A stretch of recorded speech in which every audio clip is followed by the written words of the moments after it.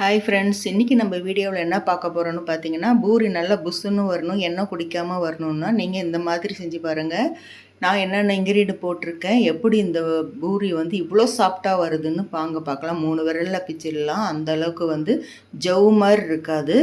பூரி நல்லா 2-3 மணி நேரம் ஆனாலும் நல்லா வந்து சாஃப்டாக இருக்கும். வாங்க எப்படி செய்யலான்னு பார்த்துக்கலாம். நான் இன்றைக்கி வந்து 1 கப்பு கோதுமை மாவு எடுத்திருக்கேன்.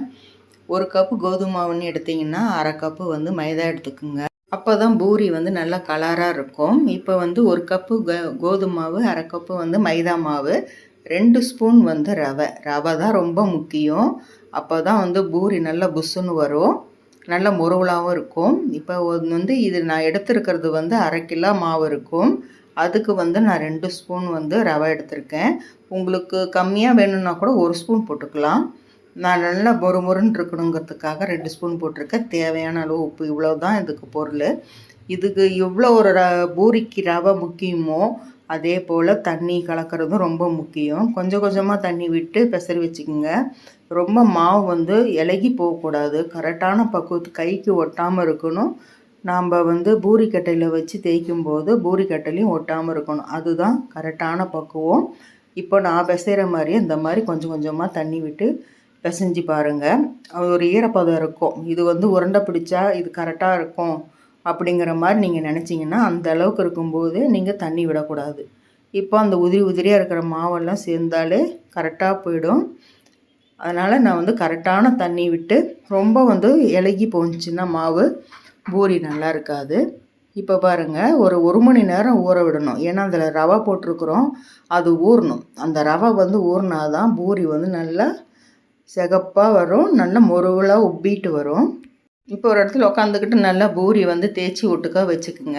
ஏன்னா வந்து பூரி வந்து நல்லா ரவுண்டாகவும் இருக்கணும். பூரி வந்து அழகாக வரத்துக்கு 3 காரணமே கொஞ்சம் ரவை போடுறதுனாலையும், அழகாக ரவுண்டாக தேய்க்கிறதுனாலையும், கரெக்டான பக்குவத்தில் தண்ணி விடுறதுனா, இது 3 டிப்ஸ் ரொம்ப முக்கியம். ஏன்னா மாவு பாருங்கள், இப்போ தேய்க்கும் போது கட்டையில் ஒட்டவே இல்லை, அந்த அளவுக்கு இருக்கணும். இலகி போகக்கூடாது. அந்த அளவுக்கு இருந்துச்சுன்னா பூரி வந்து தட்டை மாதிரி ஆகிடும். இந்த மாதிரி கை ஒட்டாமல் வரணும். அந்த மாதிரி இருந்துச்சுன்னா தான் கரெக்டாக இருக்கும். உங்களுக்கு ரொம்ப ரவுண்டாக வேணும்னு நினச்சிங்கன்னா இந்த மாதிரி வந்து தேய்ச்சி பாருங்கள்.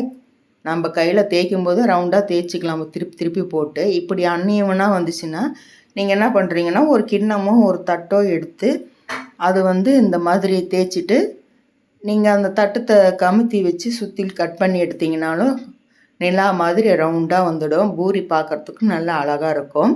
இந்த மாதிரி தட்டு வச்சு கூட கட் பண்ணி நீங்கள் எடுத்துக்கோங்க. பாருங்கள் எப்படி இருக்குது, பார்க்குறதுக்கு நிலா மாதிரி இருக்குது. இந்த மாதிரி ஒவ்வொன்றா நம்ம எல்லாம் தேய்ச்சி ஒன்று மேலே ஒன்று போட்டு வச்சுக்கலாம், ஒட்டாது.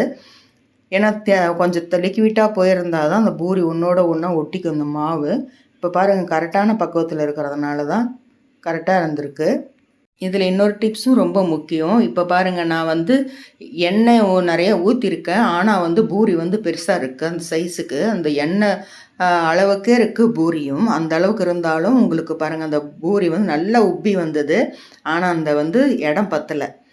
நீங்கள் அந்த மாதிரியும் செய்யக்கூடாது. பூரி இப்போ கடைங்களெல்லாம் பார்த்தீங்கன்னா பெரிய வடைச்சட்டியில் வந்து போடுவாங்க. அதனால் நல்லா பூரி வந்து உப்பி வந்துடும். இப்போ நல்லா வருது. ஆனால் பார்த்தீங்கன்னா அந்த எண்ணெய் வந்து சைஸ் பத்தலை. இப்போ பாருங்கள், நான் சின்னது பண்ணிட்டேன். இந்த பூரி பாருங்கள், அந்த பூரிக்கும் இந்த பூரிக்கும் அவ்வளோ அழகாக வருது. சின்ன சின்ன டிப்ஸு தான். இப்போ இந்த பூரி நல்லா உப்பியும் வந்திருக்கு, நல்லா செவன்னு நல்லா செவந்தும் வந்திருக்கு. அது கொஞ்சம் வெள்ளையாகவே இருந்தது. ஏன்னா அது காரணம் வந்து நம்ம எண்ணெய் அகலத்துக்கு நம்ம பூரி போடுறதுனால தான். இப்போ நான் சின்ன சின்னதாக போட்டு எடுத்துக்கிட்டேன். அவ்வளோ சூப்பராக வந்துச்சு. பூரி பார்க்க அவ்வளோ அழகாகவும் இருக்கும். நீங்களும் இந்த மாதிரி செஞ்சு பாருங்கள். செஞ்சு பார்த்துட்டு எப்படி இருந்துச்சுன்னு கமெண்ட்டில் சொல்லுங்கள். ஈஸியாக எண்ணெயும் குடிக்காது. இந்த மாதிரி ரவை போடுறதுனால பூரி வந்து எண்ணெய் அதிகமாக குடிக்காது. நல்லா சாஃப்டாகவும் இருக்கும். அப்படியே 3 விரலில் பிச்சு எடுத்துடலாம், அந்த அளவுக்கு இருக்கும். நீங்களும் இந்த மாதிரி செஞ்சு பார்த்துட்டு எப்படி இருக்குன்னு சொல்லுங்கள். இதோ நம்ம சேனல் தொடர்ந்து பார்த்துட்ருக்கீங்கன்னா மறக்காமல் நம்ம சேனலை சப்ஸ்கிரைப் பண்ணி வச்சுக்கோங்க. பக்கத்தில் இருக்கிற பெல் பட்டனும் அழுத்துங்க. அப்போ தான் நான் போடுற ஒவ்வொரு வீடியோவும் உங்களுக்கு நோட்டிஃபிகேஷனாக வரும். நீங்கள் இந்த மாதிரி பூரி செஞ்சு பார்த்துட்டு எப்படி இருந்துச்சுன்னு சொல்லுங்கள். மீண்டும் உங்களை அடுத்த வீடியோ சந்திக்கின்றேன். பாய்.